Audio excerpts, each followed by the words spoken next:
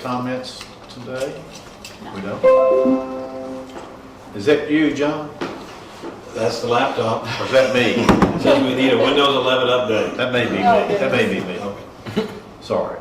All right, so we have five consent agenda items. Does anybody care to discuss any of these individually?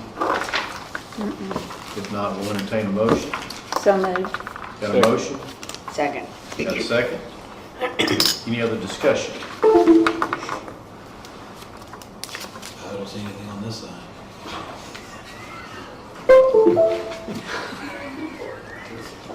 Is it this thing? Ghost. All those in favor say aye. Aye. Opposed? Is John really necessary? You're not the first one. Oh my gosh. Sound like the best man by wedding. What's going on here? Okay, excuse me. All right, now we have the minutes from August 26th. Does anybody have any additions or corrections to the minutes of August 26th? If there are no additions or corrections, then we'll accept the minutes as presented. Next item on page 30 is consider a local John task order for the water asset management plan preparation. Yes, with the LJA.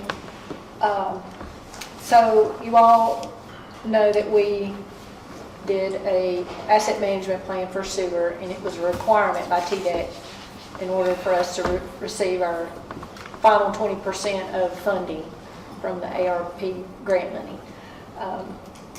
We've finished that, and maintenance has seen a lot of benefits from pulling all of that information together and that plan, and with LGA's help, assisting them. Like one example was we have a dashboard for their CCTV, so you can see one of the things that has benefited them is that on our GIS maps, it will highlight what videos we've done in the last 5 years, last 10 years, last 2 years, or not at all. And so it's a visual of where we've done our videos. So there's been a lot of benefits on the sewer side.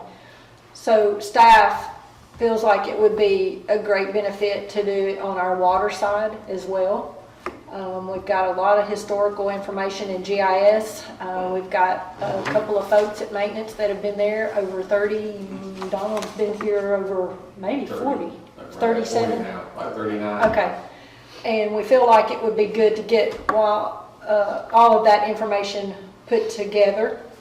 It will help us grade our water side, put a grading and criticality, label our critical assets and their likelihood and consequence of failures, and it will also assist us in developing a long-term capital improvement plan. Even though we're not growing, our system is aging, and we do try to upgrade projects as the city has roadway projects, but other than that, and replacing the 2-inch galvanized water mains in our system, we don't really have a capital improvement plan for water like we do on the sewer side. And so LJA would use TDEC and EPA and NASCO guidelines for asset management plan on the water side. And so we would request approval of a task order from LJA to prepare that asset management plan for water. And they've presented a proposal of $62,500. You're not going to be able to camera the water lines, are you? No, we won't camera the water lines. We will look at age, location, and Travis, you may can help me with Repair that. history is a big thing to look Repair at, history. installation dates, and just gather all the historic knowledge and knowledge of staff that are currently working here, and just try to put all that in attribute tables in the GIS, where it's accessible by all Murfreesboro staff to utilize on a daily basis. I think that's helpful, because even if you just got a listing of things, like on a balance sheet or whatever, that doesn't tell you anything. So from y'all being able to make decisions to what's critically needed and be able to prioritize things. Yeah. I And move you for know- approval. Oh, go ahead. Go ahead. There's also a lot of knowledge that's already left the department that ought to be available to LGA in case, filling gaps. Yeah. Yeah. I'm sure if we called Terry Taylor, he Don't would call him. answer any questions. We could bug him, How I'm much sure. time do they have? But Joe or, Yeah, Joe. Yeah. Yep. Gene, I'm not sure how much. there's Darren, he's gone. Yeah. He's not too far He's gone. not too far gone. But you can always call Terry. Yeah, No, he's gone. yeah. So, All right, were you gonna make a motion? Move for approval. Got a motion? Second. Second. Any other discussion? All those in favor say aye. Aye. Opposed? Motion carries. Next item, I think, is the True North Work Order 02. Is yes. that right? Yes, Okay. Valerie, you have this? I do. And I may, no. So, the city purchased City Works, this is kind of twofold. The city purchased City Works in 2019 for plans review, permit process, and asset management. And so the City Works, True North has been helping the city implement the City Works process and get that going. And it's really come to a head here in the last year. There are 26 or actually 50-something workflows that True North is helping the city put into City Works for permitting and plans review process. Well, in this case, and the city has signed a new master services agreement with True North. True North has assisted us, the Water Resources Department, for many years from a GIS standpoint. They have helped us with our GIS software and server upgrades, design, database design and restoration. And so when the city created the new MSA, they asked us to use that MSA for anything True North that assists us with. So we requested a work order number 2 from them. Work order number 1, the city has a work order with True North. Work order number 2 will be for Murfreesboro Water Resources, and it will be for assistance and support, technical support for City Works for operations and maintenance, as well as ArcGIS moving forward. And so the work order we've requested a $50,000 work order. It's good through June of 2027, so we wouldn't use all of that $50,000 in 1 year. One reason I chose the $50,000 mark, not that we need $50,000 up front. We may use $50,000 through June of 2027, but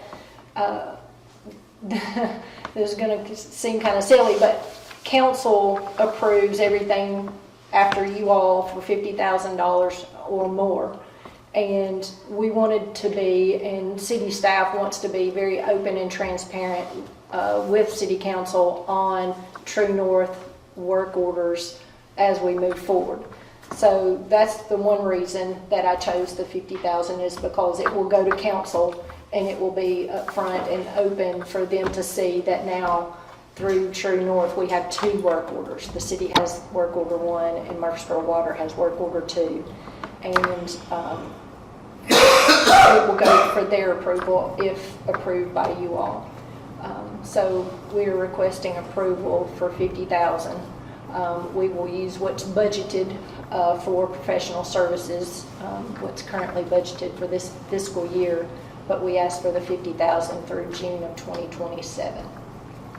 This is gonna be a reoccurring Yes, it's for technical support, like if we have questions, they'll help maintenance create workflows for inspections, like Doug, I think we've created templates for fire hydrant inspections out at maintenance, and I think True North has assisted somewhat with that and assisted GIS, and so this is mainly for support for GIS and operations and maintenance. And Melissa Rowland, of course, left like early January, and so we now have a person in place to take her place, kind of focusing on city works and AMS. And so some of this too is True North. If City Hall can't help, because that's our first place to go to City Hall IT.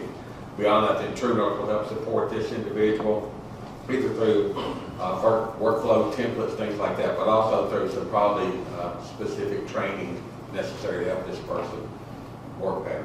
And they will invoice us each month for, if there is any support for the month, they will invoice us at each month. So we can kind of keep a running tally of what we've spent. Before this new MSA, it wasn't as organized. There was an old MSA, but I think a lot of city staff and legal has put a lot of time into figuring out what was spent where. And if you'll, item A was for approval of some AMS support for operations and maintenance through June of 2025. And so that cleaned up what was, our support up and through June, and then this new MSA and work order will take us through June of 2027. But it will be kept up with on a monthly basis, more so organized than what we have been in the past. So will you guys be tied in with the city as far as network-wise, especially with planning? Yes, there are workflows. They haven't been fully put in place. I know Building and Codes, Michelle has been working with City Works with Building and Codes from a plans review standpoint, and when planning implements theirs. Approved. Okay. We need that. We need that, all We right? need it bad. Got a motion? Second. Got a second? Question. Any other discussion? You got a question? Do we know how much we previously spent annually with True North? So I'm sure the council will probably ask that. We have spent, I guess, 28,000 or 30,000 basically covered for support. The implementation for AMS, I can't remember historically how much that was, but implementing AMS for us, I would back. No, you're answering. If it's 28, then that $50,000 Yeah, that's the support, that $30,000 per earlier was for support from like October 23 through June 25, so almost 2 years. Okay, thank you. All right. Any other discussion? All those in favor say aye. Aye. Opposed? Motion carries. Next item, if I've got this right, is the JPP water reallocation study. No. Jackson No, Thornton. I passed right over that. We've got number 6, Jackson Thornton. All right, I'm sorry. Jackson Thornton, the 2025 cost of service study. You want to take this? Doug or Valor, who's got this? Well, we've used them since 2017, at least every other year. They come in and they study our required revenues to cover all our expenses. And then another big part of that Darius used extensively in the past is their 5-year pro forma. Basically taking our history and rolling it out 5 years to make sure that, trying to do a look ahead to make sure as far as capital needs, rate needs, that we're working toward where we need to be in 5 years. So it's proven very valuable for us. Yeah, I think this is, it gives us all, we can explain why we're charging what we're charging. We want to make sure water takes care of water and sewer takes care of sewer, and this is the proof, so, yeah. It's also a reminder how fast time's going. Yes. Right. It just seems like we discussed it. I don't mean Yeah, that. yeah, every other year. It says our first one we did was in 2011. Not sure if that one was Jackson Thornton though. We've got the same players, or the players changing? There'll be Jim Jim. and Sarah, yeah. The cost of service team, yeah. I think Sarah does probably more of it now because she's now a principal with Jackson Thornton, like Jim is. They're both principals with the firm, so Sarah probably takes more of the lead of it now than she did probably 4 or 6 years ago. Okay. They do a great job. I move for approval. Second. Got a motion and a second. Any other discussion? All those in favor say aye. Aye. Opposed? Motion carries. Let me see if I can get this right now. Now we're at the JPP water relay allocation.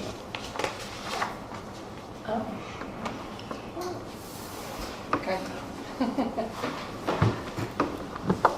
So at last month's meeting, Darren was here and we presented to the board that Consolidated Utility District, Smyrna and Laverne are all wanting to partner and request another water reallocation study for J. Percy Priest. And we've been asked to participate. And that is to really make sure that even though Consolidated Utility District serves some of our customers and they're not served by our system, is to make sure that CUD receives the allocation that they need for our Murfreesboro customers. So Jones Fortuna has given us, and it was in your packet, just a letter of engagement, and the portion that Murfreesboro Water would have, they've requested that we pay 20% of Jones Fortuna's fees. The estimated fee by Jones Fortuna for over the course of 3 years, which is the typical length that a study takes, is $108,000. And for our portion at 20%, it would be $36,000 per year for 3 years. That is an estimate by Jones Fortuna. We'll approve this every year. I'm not sure if that's necessary. No, it's just an engagement letter at Okay. this point, so we'll be invoiced and billed, and then our city attorney has, on behalf of the city, signed the engagement letter at the point that which is what we traditionally do, legal department to outside of council, and then when it gets to a point that it's over 50, I will bring it to council. Okay. And then this is only for Jones Fortuna. If we are requested and move forward with a reallocation study, we would bring back that to the board at a later date. So Valerie, what's the difference between the 260,000 and the 108,000? The 260 was for that was for the study. That was an estimate of what 20% of the study would be, Okay. was the 260. This is just for attorney fees, and then the 260 would be for our portion. If we decided to participate, that we would pay into Corps of Engineers and them to do an actual study on the lake. I see, okay.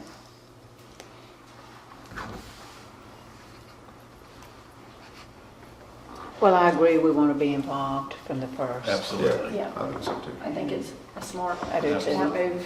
Move for approval. Second. Got a motion and a second. Any other discussion? All those in favor say aye. Aye. Opposed?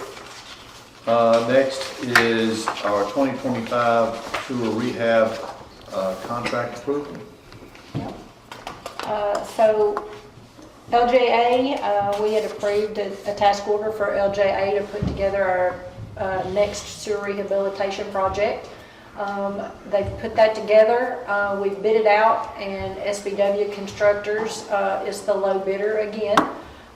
It is our 10-year anniversary of working with them. They have, LJA started helping us a little before 2015, I think, and SBW has gotten every project since.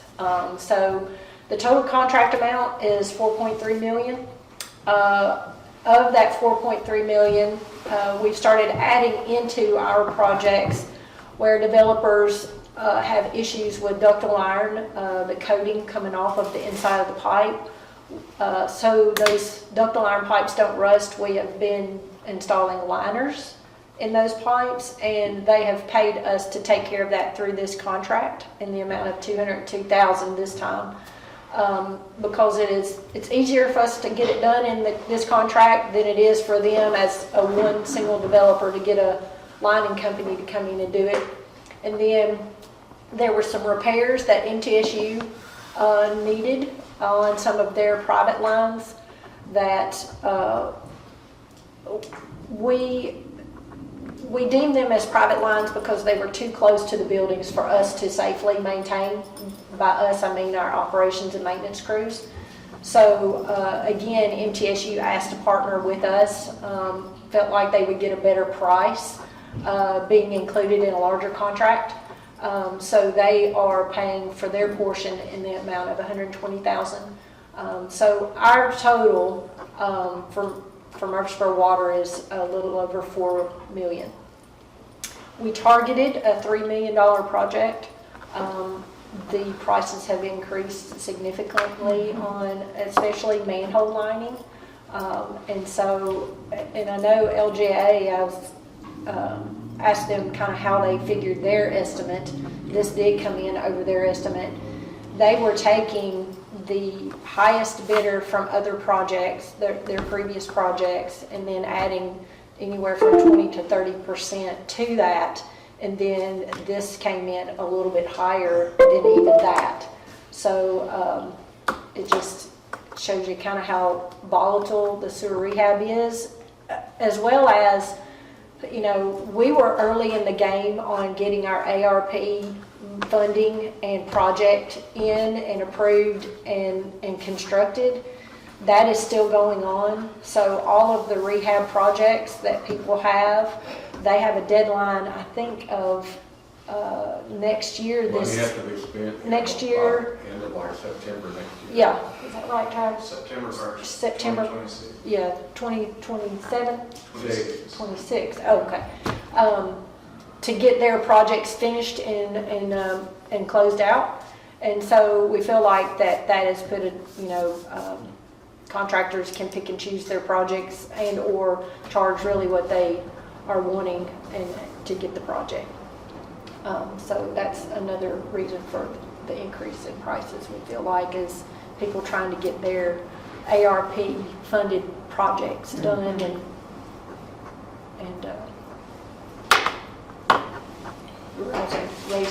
raising the construction costs up. So there's there's a huge difference between Morgan and SBW. Uh-huh. I mean, that all can't be margin, right? No, I wouldn't think so. It's Travis, twice do you have that any idea of why Morgan, I'm not sure how much rehab they actually do, but why theirs was almost double? Yeah, they do a lot. We work with Morgan on other projects all over. They're a good contractor as well. I'm not sure why some of their prices, it almost looks like somebody fat fingered an extra zero in some of the line items. It's mostly in the lining, so.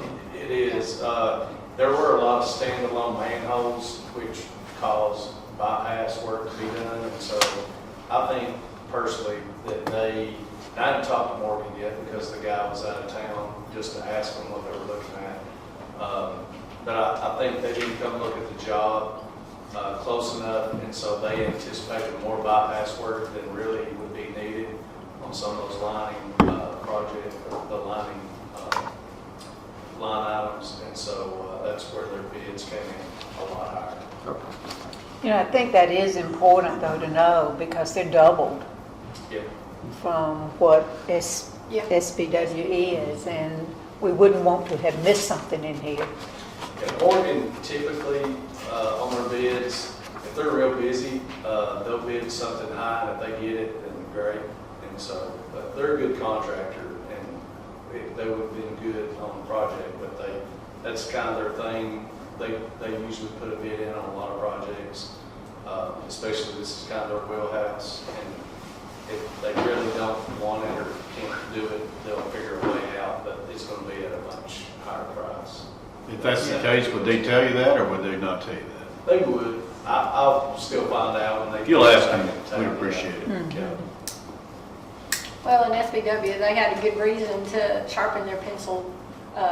You know, they're doing the Town Creek daylighting project, so I'm sure they wanted to stay in town. You know, it's easier to do a couple projects if you're in one location rather than driving from different locations. So when will this one be done? It's a year, typically a year construction time that we have on these rehab projects. Actually have another other business item for final change order to bring as other business for approval. And funny enough, you know, we targeted a $3 million project and it came in at 4, but the final balance and change order that we're about to review next almost deducts almost right at $1 million. It's 978,000. So we can just kind of move that into this project. That's what we were talking about. We don't like to give money back. No, we don't. So normally we're doing the projects, we set them a year ahead of what we're looking at. Yeah. And so have we been normally doing about 3 million a year? Well, a Or little we over 3 identified the million. Our project in there. last 2 projects, you know, we actually had 2. A regular rehab project, which was years 23, 24 that we're just finishing up, but we coupled that with the Hobos rehab project. And so we kind of doubled up, and so that's another reason I think for the longer span between projects is because we actually had 2 together at one time. So, but we try to have a project each year. And you're not concerned that it went up $1 million then? No, especially since we're about to deduct from our Exactly. previous project. So it will be paid from a combination of the operating budget and the working capital reserves? Yes, we typically have been doing 1.25 from budget and 1.25 million from reserves. Now that kind of got out of whack. It just broke when we did the 2 projects together. Right. So, Well, I think these are needed, so move for Yep. approval. Second. Got a motion and a second, any other discussion? All those in favor say aye. Aye. Opposed? All right, Valerie, I've got the work plan expansion, but you want to use this other business now? Since it ties in? we can, yeah, we can. I'll give y'all a minute to look at it. It's our 2023 sanitary sewer rehab. It's our second change order, but it's a final change order and it balances the quantities that we didn't use in the project. The change order adds 184 days. Substantial completion, so the construction was done June 25th. But LJA won't process the final estimate until SBW sends in all of the videos and documentation showing that everything's been rehabbed to our specifications. And so that's the reason mainly. So from the original substantial completion date in the contract, 135 days fast forward from that puts you at June 25. But as far as final change order and finishing up paperwork and everything, it's basically 184 days added to the project. But we are reducing the project by $978,000. And this is subject to legal approval as the form of the change order. So this is the second meeting in a row you've given money back? Yeah, I kind of took it away at this next project. So, yeah. That's a pretty good list though, isn't it, on the contract? Yeah, sure is. Well, we had some large ticket items that weren't used on this project, and like 200,000 of it was contingency money. We had 144,000 of cash allowances, and then 75,000 for grouting that we had some Hobos pipe, and sometimes we need grout to stop the water before they can line it, and sometimes we don't. So, and then it showed we had some projects that we weren't able to obtain easements in time for some of the dig and replace work around downtown Murfreesboro. We have old lines, but for some reason, easements were never thought about in the downtown area, and so we weren't able to get those easements in time, so those portions of the project came out. And then we had some flowable fill and some CSX work that we weren't able to do with the project as well. So will those other things that you couldn't do come into another one? Yes, some of those are in this next project. So moved. Got a Second. motion, got a second? Any other discussion? All those in favor say aye. Aye. Opposed? Motion carries. Next is the WRF plan expansion and process alternative updates. Uh-oh. That's Joe Russell out of the plant right JoJo. now. We have been under looks so construction for thin. a while. Yeah, slimmed down. Just to show you the size and scope of a lot of the things that are going on. We broke ground, maybe almost a year ago, and it's just going to keep going. Construction, the city just keeps growing nonstop. As you know, Hazen and SSR have been hard at work to secure the new permit to expand the plant. And as part of that, we're going to be putting in an application with TDEC to expand the plant. As part of the application process, we have to explore other alternatives and see what else is available to accomplish the same thing. So that's part of what we want to update you on, that exploration. In the beginning, it's very rough. We're looking at the large magnitude of the processes, the capital costs and whatnot, and we slimmed that down. Then Hazen came back to us with a smaller list. We developed criteria that we were going to judge all of these things by, reliability, flexibility, cost, obviously, and that becomes a filter for us to look deeper into these alternatives. Won't get you too far into the weeds, but basically we're talking about forecasting the load to the plant and then determining the treatment targets to the plant. And that's going to help us select processes. They also looked at the way the plant is currently operating and the way it might respond to certain things, but ultimately really what we're talking about is, are these alternatives going to be effective at removing the pollutants that we are required by the permit to remove? That came down to several alternatives here, a couple of categories that we've identified, and I'll just kind of step you through what we looked at concerning these 6. So the first one was an oxidation ditch with chemical phosphorus removal. In this, they noticed that we had poor settling. They'd take a lot of analytical results, run them through their calculations and see what pops up. And we're pretty close on some of these things as for poor settling, so they thought the chemical addition would be good. Here you see the plant and some of the new things that they're recommending. 3 new clarifiers, new process interconnecting pipe, and notably a third clarifier that we really hadn't anticipated. When you're talking about what were we anticipating, that was something we weren't. In the past, we've talked about chemical. On our last plant expansion, an add alternate was this chemical addition plant. Bless you.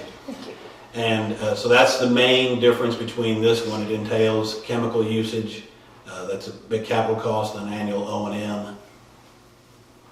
The second alternative was an oxidation ditch with biological phosphorus removal. That's what we were able to accomplish last time.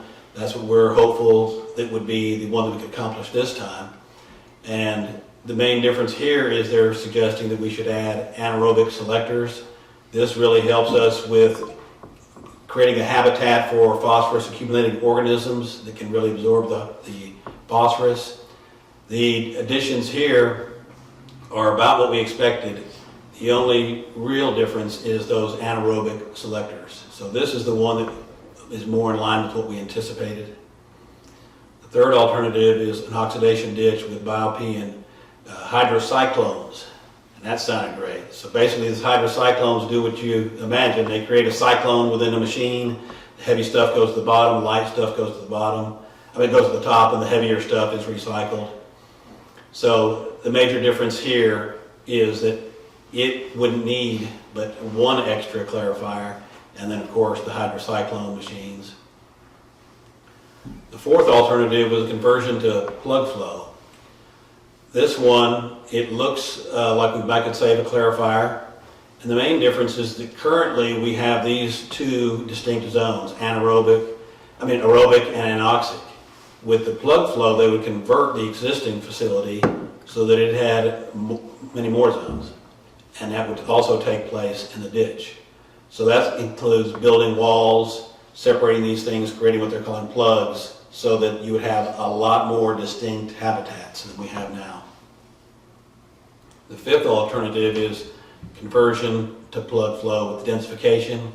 Here, when you put it through that hydrocyclone and you're densifying, you're getting it down to more granular microorganisms, and those ones are the ones that have a higher capacity to treat the pollutants that we're talking about.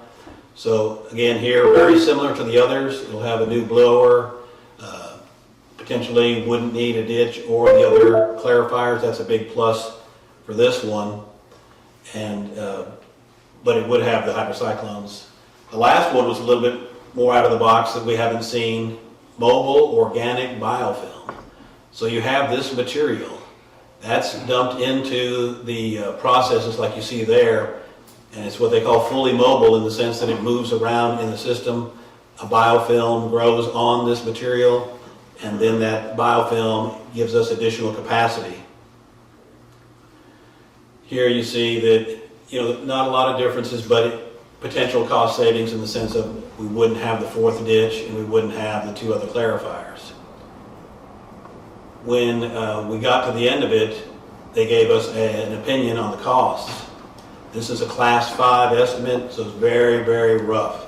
Hazen provided the numbers of -35 to plus 65%. So this could be a big range, but this gives us the most probable type number.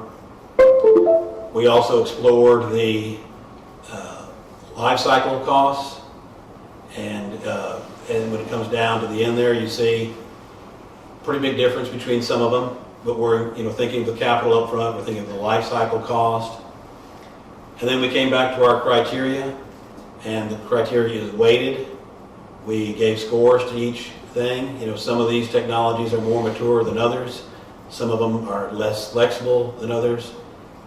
And we ultimately culminated that in a score. The top two were the conversion to plug flow and the ditch with biological phosphorus removal, which is pretty much what we anticipated. As the years have gone by, the system that we designed was something that we felt would stand the test of time.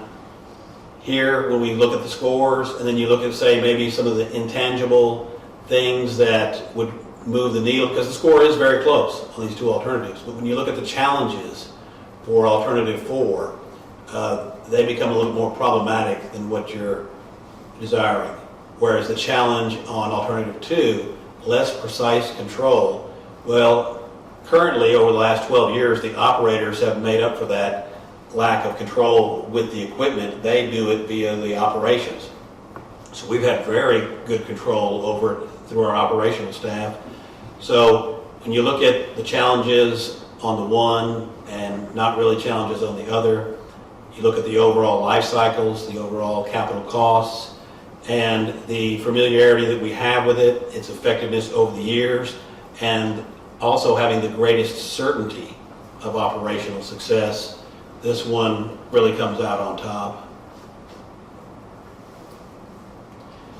In addition, Hazen has identified that to get to our hydraulic goals, we're going to need more post-air, and they're suggesting 2 more submersible aerators. As far as hydraulics, maybe some more UV, increased flow potential at the effluent, and the bottom line on that becomes a planning number that they provided us, and this is a planning number for the second alternative with the facility improvements. Again, class 5 estimate, wide range of how it could go either way. So the main point is that we wanted to update you on the alternatives process, how that panned out, and how it's looking numbers-wise. That number is a really large number, and there's a lot of very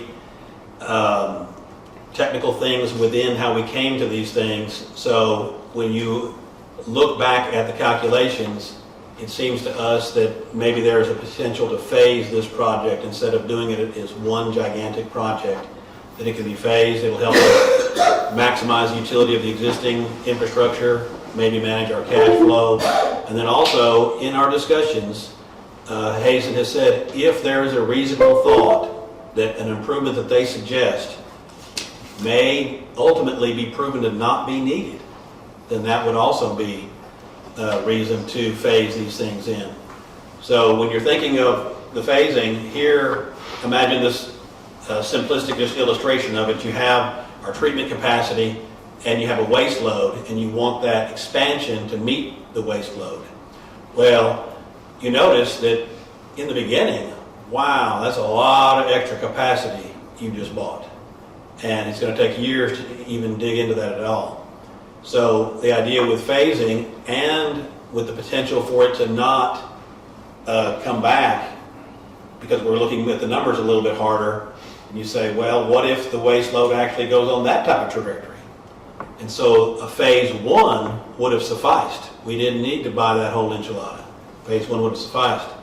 But that's a maybe, and that's something to be worked on in progress.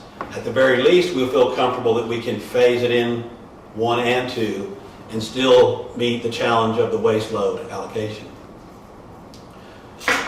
To go a little further with the various phasings, we've developed some different options. The main thing here is that, for example, on option 1, the note is that it would be, phase 1 would be 80 million. It would not be our 99 goal. But you could potentially defer, say, 23 million to the future. With another option, what's different about this one is that instead of getting the 32 MGD, our allocation from TDEC, we would get 26, 28, and then later on get the 32. But that might enable us to move 40 million into the future. The third possibility, again, the hydraulic only being 80 in the beginning, getting the 99 later, but that allows us to move 30. This is still in the very tentative stages. We're trying to discuss how things can move around, how they should be best moved around, what are the ones that are going to give us the best shot at managing cash, and also if we find a way that it's not needed. So for example, if you go back to the last expansion, they did suggest having the alum feed, in today's money, $3 million plus $500,000 in chemical costs alone, not O&M. But we felt like we could manage it with the biological nutrient removal. They said, well, let's see.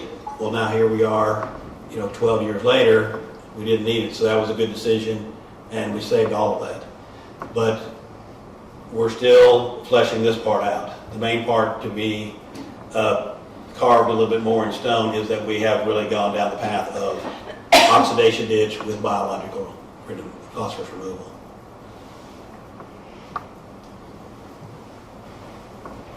And that concludes the update, just to get you guys up to speed on where that process is. That's an expensive enchilada. Well, I had asked John to do this, and one reason is because, and this is something that Darren had added to the dashboard, is in the debt service portion of the dashboard, he had the word expansion in there at 65 million. And so when Hazen, and again, like John said, this is a high-level estimate, but still it's double of, or right at double of what was kind of programmed in. So that was one reason I wanted you all to kind of hear it as soon as we could get it to you. And so we received that this last month from Hazen Sawyer, and so wanted to go ahead and get that to you. I know it was a lot of information, but and we are still diving down on the phasing of it, but the price tag is what I wanted you to really to see. And in doing that, wanted you to know too that we had looked at a lot of different alternatives, and we've had a lot of meetings And some of it I didn't even understand myself because I'm not a treatment person, but anyway, wanted to bring that to you all. All right. Well, it's a lot of money, but, you know, a lot of work has gone into that, John, obviously. Yes. And you've looked at a lot of options. Yeah, we looked at options from every angle, really, from a treatment angle, from phasing angles, from the cost was a big factor, and then even, you know, flexibility into the future, because we want this project to dovetail into the future. We don't want it to just be, oh, we carried the ball so far, and then now the next regime is just, we're stuck. You know, we want it all to continuously flow together, be expandable even in 2048. What's the status of the TDEC approval process? So the next step for us is to submit the application, which Hazen says that they're going to have that done probably at least within the next 12 months. But they're saying that they are extremely confident that they will get this done. So they are talking, what I've heard termed talking past the sale. You know, they're not talking about approval anymore. They're talking about the design of the new plant.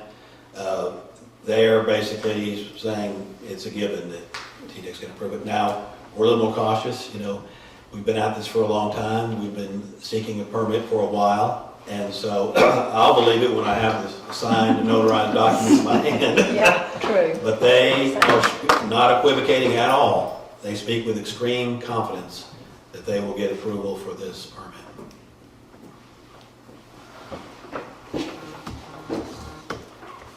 All righty.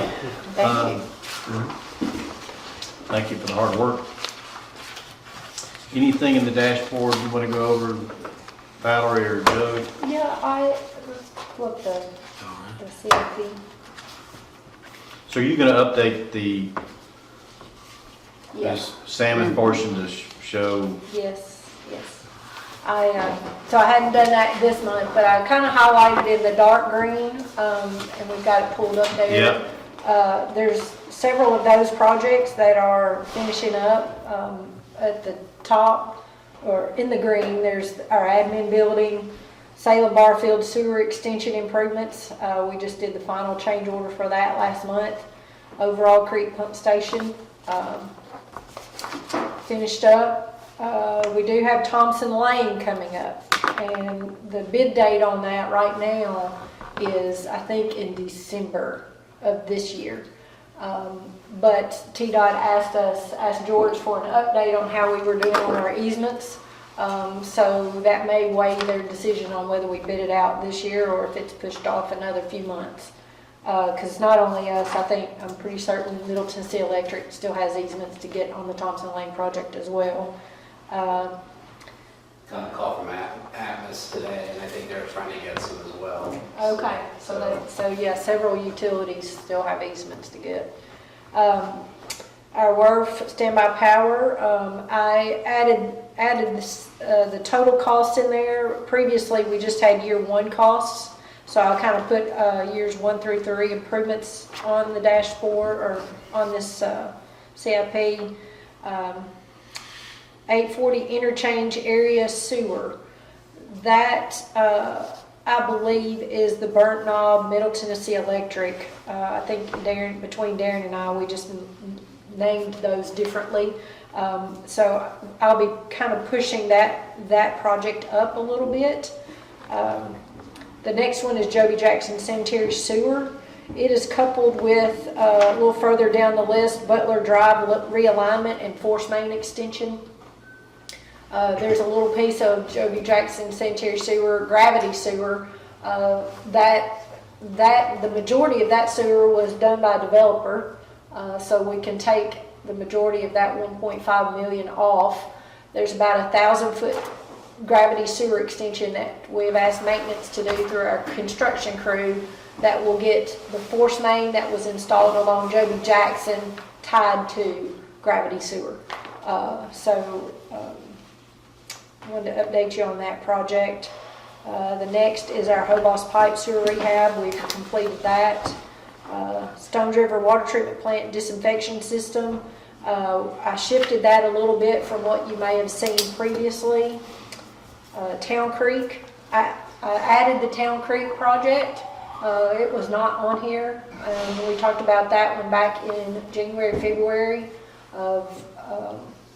from reserves. And really, I added that here, but now that I think about it, it should have been on the stormwater and not this dashboard. I just think about that.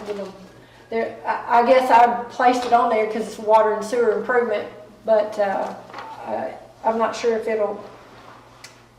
going to end up paying through stormwater, or since it's a stormwater project, or our dashboard, or our reserves. Or when I say our, I mean water, sewer. West Rutherford Boulevard extension over I-24. I added that, and well, it's been on there, but I shifted it out a little bit. The city is getting ready to bid that here probably in the next few months. Then highlighted as Butler Drive realignment. I just mentioned that one. There's two below that. Beasy Road water extension. That one is complete. And then Wilkinson Pike reconstruction. That one is coming back. If you'll scroll down a little bit. Yeah, Wilkinson Pike. Although it is not going to be the full project from Medical Center Parkway to Thompson Lane, they're just doing a smaller portion. They're not going to do the portion beside the battlefield. There's a portion of Wilkinson that backs up to the battlefield. They're not going to do that portion. So I just wanted to kind of run through that and let you know on those were some changes. When they do the Cherry Lane extension to the Jordan Farm, Yes. are we going to benefit from, will we have a benefit from that property being sold? I assume we will, won't we? Yeah, it's going to increase the value. Dramatically. Yeah, and I've always heard Darren say that it would just be worth too much for us to spray irrigate on any longer. Now that may be several years after the road is built before that happens, but. When does they hope that's complete? Well, that's phase 2 that goes through the Jordan Farm, and they had to do some realignment, I think because of the houses that back up to the Jordan Farm, but front the old Cherry Lane. And so they've gotten, I think, approval of the right-of-way route now. So that will be, I'm told, after they bid phase 3, which is around the interchange and from the interchange back towards Sulphur Springs Road. So will I be dead?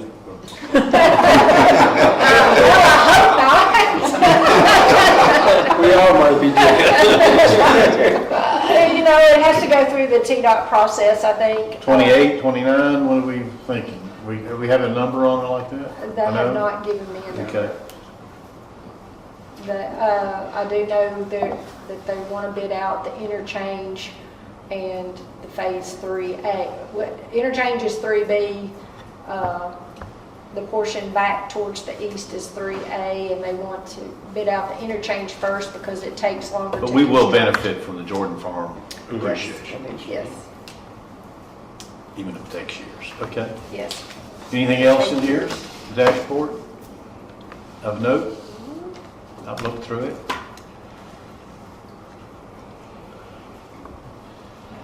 Any other business? September, got nothing, regular month, nothing special there? October? Yeah, I do want to go ahead and mention, you got any financial stuff? No? Just that 2 months we're running ahead of budget as far as net operating. Okay. Okay. I do want to mention, we usually combine the November-December meeting. Okay. Doug and I have looked at that and want to kind of throw it out there to see if y'all would check to see if you would be good with December the 9th.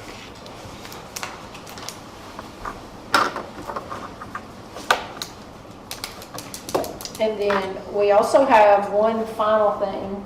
There was a gentleman, and you're gonna have to help me, Randy, that came by, last week Yes. from the Indian Reserve, What in Montana? Oklahoma, Oklahoma. Yeah. And what they had done, back in 16 and 17, when we changed all of the meters and go to our new system, we had 28,000 meters. We put them on gov deals. These people bought them.